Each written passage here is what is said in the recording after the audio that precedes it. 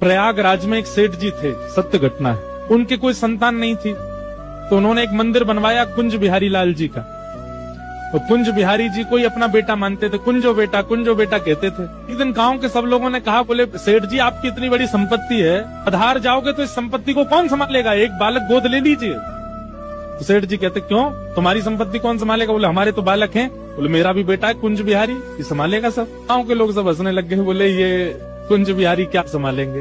एक वृद्ध बोला, अच्छा ठीक है, मान लिया कि पूरी संपत्ति कुंज बिहारी संभालेंगे, लेकिन आपकी मृत्यु हो जाएगी तो आपका अंतिम संस्कार कौन करेगा? सेठ जी बोले तुम्हारा कौन करेगा? बोले हमारा तो बेटा है। बोले मेरा संस्कार भी कुंज बिहारी करेंगे। गांव के लोग बोले इन सब बातों में कोई तत्व नहीं है, आप तो केवल बोल दो। बोले नहीं, बोल नहीं रहा हूँ, मेरे मन में विश्वास है वो करेगा, मेरा बालक है कुंज बिहारी।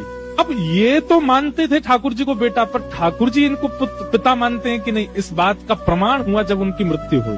उनकी मृत्यु हुई, गांव के सब लोग उनको ले जा रहे थे शमशान।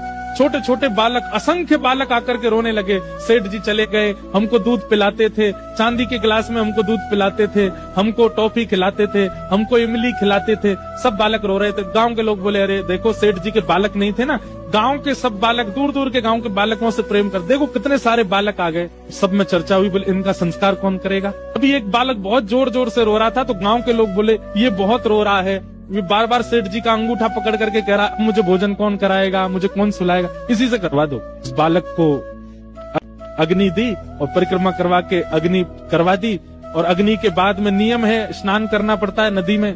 सब लोग उस बालक को लेके गए, चलो बालक स्नान कर लो, सब लोग नहा लो। संस्कार हो गया अंतिम। जैसे ही सबने डुबकी लगाई, डुबकी लगा के सब बाहर आ गए, वो बालक नहीं आया। तोताखोरों ने खूब ढूंढा, सबने ढूंढा, नहीं मिला। अभी किसी के मन में आया, बोले वो कहते थे कुंज बिहारी संस्कार करेगा, दौड़ के चलो कुंज बिहारी के मंदिर में।